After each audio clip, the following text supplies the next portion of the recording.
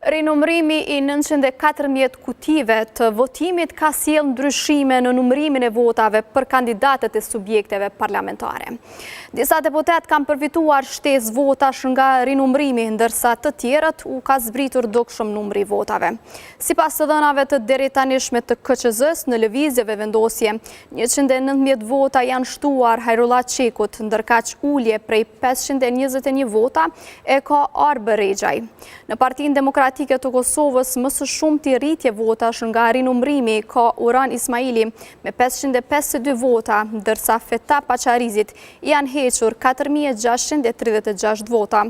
Në Lidhjen Demokratike të Kosovës, i pari për rritje votash është Paris Guri me 164 vota, kurse më së shumti ulje votash ka Xhavit Uka me 1201 vota.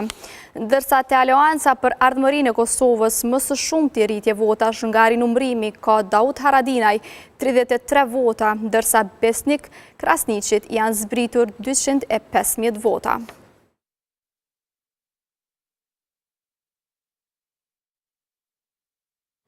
Në qendrën e numërimit dhe rezultateve është gazetarja Sala Gashi, e cila do të lidhemi pra direkt në fakt